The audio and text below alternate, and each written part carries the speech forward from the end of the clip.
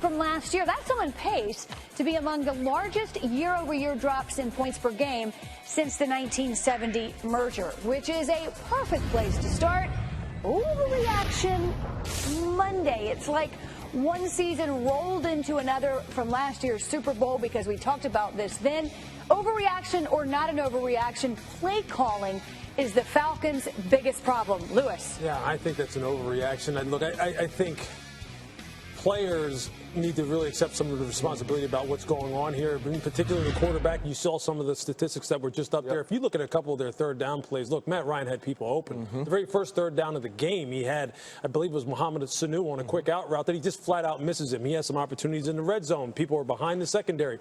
He misses them. On another third down, he's trying to force the ball to Julio and has Devontae Freeman on a quick arrow route. Doesn't even take him, overthrows the football. So there's opportunities here where in crucial situations they could start converting and moving the ball down the field, and they're just not getting it done. If you look back to the Miami game a week ago, same type of situation. So look, I know it's easy to really bang on Steve Sarkisian here because everyone wants to make the connection between him and Kyle Shanahan. Right. If they could have kept Kyle, everything would be great.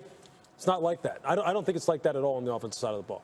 No, I absolutely agree with Lewis. This is an overreaction for me because they had opportunities last night. You had a post corner late in the second half where you could have hit Mohamed Sanu, you overthrow him. Later on in the game, later on in the game, they go for it on 4th and 7, and they do the exact same thing on the same route. And then you watch him force balls into Julio right here. This is a man underneath coverage. There's somebody on top. That's a play. He can't make that throw to him. He has to go somewhere else. This isn't just on Matt Ryan. This is on this entire team not executing in the manner that they did last year. Some of the play calling has to be different, has to be better. Matt Ryan needs to make throws. Guys need to block up front, and they need to get back to that explosive offense that they had last year, because right now they aren't executing that same way. The offense has been off all season long. It has not functioned at the same level.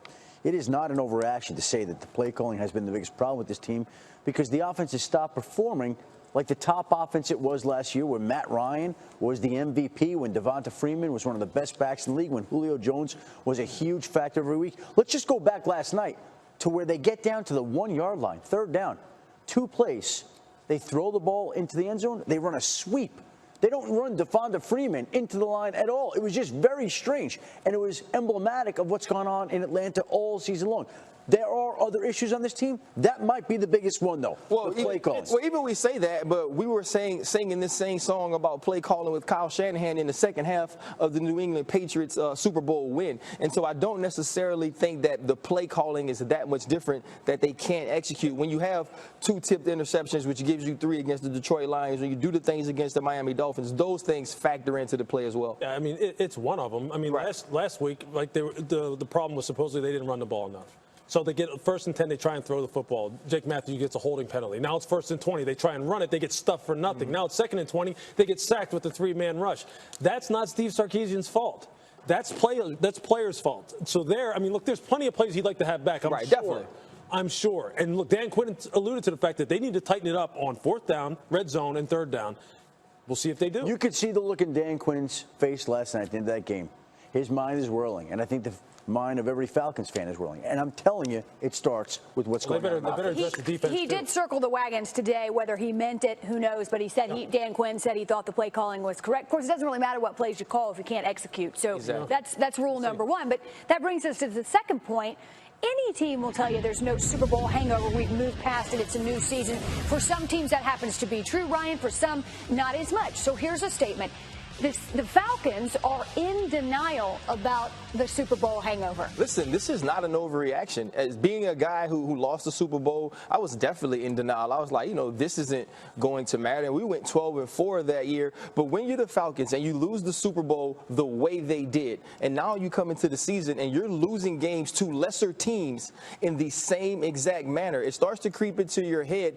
Are we really the team that led us to the Super Bowl last year, or are we that second half team and the team that have played the first 6 games this season? They have to find a way to get out of this funk. They have to find a way to stop questioning themselves when the ball is on the line. I do believe that there is some residue still hanging around this Falcons locker room because of that loss and the way it happened.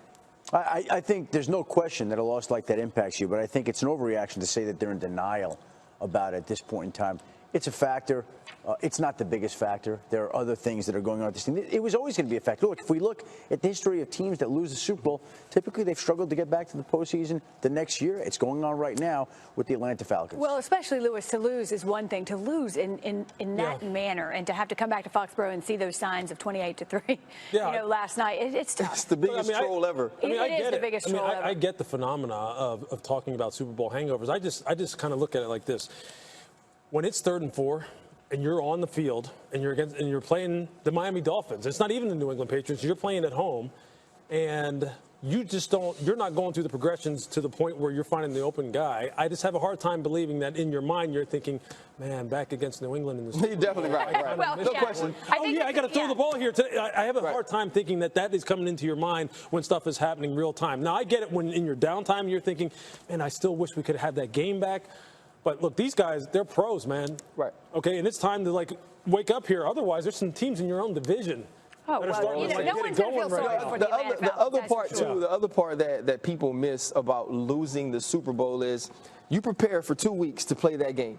And never once do you think to yourself, what happens if we lose it?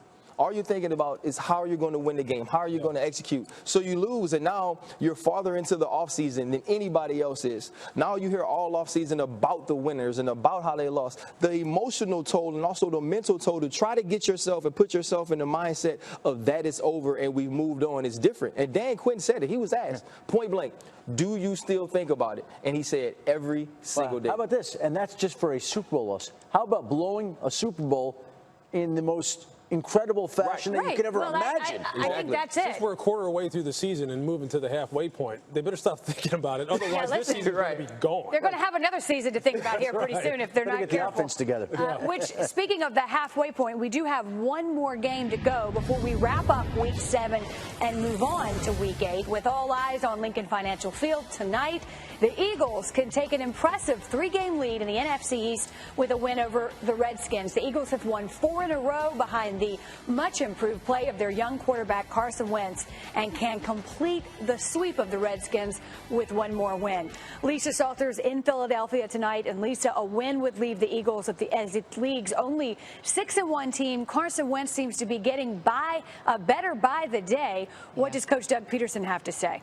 Yeah, Wendy. Well, Wentz's 13 touchdown passes tied for the most by any Eagles quarterback over the first 6 games of a season since 1961. And like you said, according to head coach Doug Peterson, the second-year signal caller is only getting better and better each week. Peterson told us that he hates to really use the term manage because it puts quarterbacks in a box and it does have a negative connotation. But he said Wentz has really improved on his ability to manage the game and put his team in positive situations. Wentz is also using his legs more this season, already running for 133 yards compared to 150 yards all last season. And that ability for him to run around, extend plays, it's something that Washington is certainly very well aware of. Defensive coordinator Greg Minuski told us he knew from playing Wentz last season that he was a decent scrambler, but now he said Wentz is really just keeping his eyes downfield. So they really want to put an emphasis on trying to keep Wentz bottled up in the pocket. Wendy. Well, that makes a lot of sense, Lisa. You talked about those deeper passes and the bigger success there. Is that a concern, or how big a concern is that for the Redskins given their health issues in that secondary? Yeah, and the secondary, like you said, in particular, is banged up. Corner Josh Norman, he's going to miss his 2nd consecutive game with a fractured rib. I got a chance to talk to Norman on the phone this week, and he said he's still sore, but he was able to get on the practice field a little bit, and he was actually hoping to get the green light to play. But Jay Gruden told us last night the doctors just didn't clear Norman. They were just afraid that he could do more damage to the rib if he went out there right now. And their other starting corner, Bashaud Breeland, he left last week's game against the 49ers with a sprained left knee. Breeland was also limited in practice this week, but it looks like he will play tonight. The other question mark, though, in Washington's secondary is strong safety DeShazer Everett, who missed last week's game with a hamstring injury. Jay Gruden told us Everett will be a game-time decision. Wendy. Lisa, thank you. Redskins and Eagles 8:15 kickoff tonight. Listen, you talk about improvement, Lewis. You can't you can't say much more about what we saw from Carson Wentz in year 1 to year 2. I mean, it was a solid start and then a drop off. But what have you seen in particular that has allowed him to improve the way he has? Some people call it off-schedule plays. Some people call it second reaction plays. It's those plays which are born out of the fact that he's so comfortable in the fact that He knows where he wants to go with the football, which means he will take some chances in order to get it there. And that means running around in the pocket, buying some time, maybe putting himself at risk, maybe putting the ball at risk, maybe not being real secure as far as ball security is concerned, in the name of trying to make a play and keep his team on the field. And it's manifested itself in being one of the best third down teams in the league. So I think you've seen that confidence born out of a full off season of being really able to dig into the nuance of this offense. And on top of it, his weaponry now has really improved. Right. I mean, Zach Ertz has improved. Nelson Aguilar is probably one of the best stories that aren't talked about as far as his ability to move inside to the slot and then his ability to get his head right and really kind of dive into being a pro. And the people around there will tell you that kid right there is one of the best stories in the league that just kind of gets overshadowed because everything's about Carson Wentz. Right. So a lot of stuff is coming together to help him out. It does get overshadowed. And it's often about the quarterbacks, not just Carson Wentz. We default that way sometimes, but in this game in particular, you have to be watching both quarterbacks. Kirk Cousins as well, right? This is the Kirk Cousins night, right? This is the night Kirk Cousins needs to come out and beat a top-tier quarterback in Carson Wentz and beat a division-leading Philadelphia Eagles. Make the throws down the stretch that say, you know what?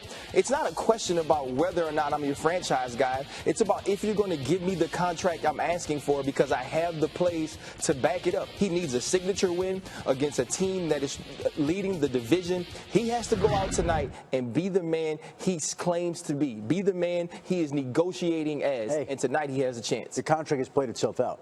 It's over. Like, it's just a question of who's going to pay him $27, $28, $29 million a year. He could falter the rest of the year. He's going to make more money than any quarterback in the league because of the position that he's in. Right now, what he's trying to stave off the Philadelphia Eagles basically putting away the Washington Redskins from winning that division, because keep in mind, the Eagles already won in Washington in the opening week. If they sweep them tonight, basically the Redskins can kiss their hopes of winning the NFC East goodbye, and it will be down to basically Dallas and Philadelphia for the division title. I think that's a very dangerous thing that you just said, for the contract to already be done. Now, I'm not saying for you to say it. I'm saying for that mindset to prevail. He doesn't think like that. No. I know what you're saying. I'm saying for other teams, for the league in general, that could be for the league in general. I agree. Buyers of his services, I think it's very important to watch how he plays in games like this. I agree. He needs to play in this game the same way he played in the Kansas City game, which was he did everything he could to put them in position to win that game. One drop ball away. Exactly. Mm-hmm. He needs to keep playing like that, because otherwise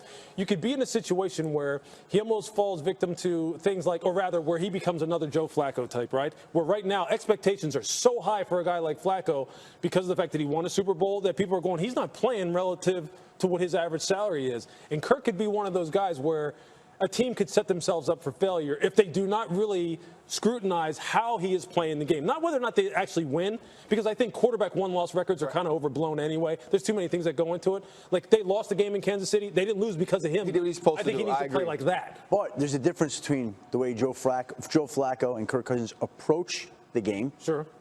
Their attention to detail, their work ethic, and no matter if Kirk Cousins' performance dropped off for the rest of the season, somebody's still going to pay. That's not my point. The position warrants that. Yeah, the position warrants that. But to be in the mind state, whether you're the Washington Redskins or the rest of the league, to not watch him perform as this year plays out, because his numbers are his numbers. They always look good, and it is about wins, and not necessarily saying the wins and losses on his that go on the record are his, but it's about the way he plays down the stretch. Exactly. It's not absurd to say the system may be flawed in that way, because what Adam is saying is correct. Someone will pay. Absolutely right. Somebody will pay. He was franchised twice. Well, to Melissa's point. I'm not hating the guy. Yeah, exactly. Get your money, man. Get the money, but to your point, teams would be well served to watch what he's doing. That's right. I'm saying the risk is on the. It doesn't even matter. I'm saying the risk is. No, I think we're all agreeing. We may not disagree with you, but the risk is on the team side. Exactly. Yeah, for sure. All right. We got that settled. Now that we got that settled, or not. We're just going to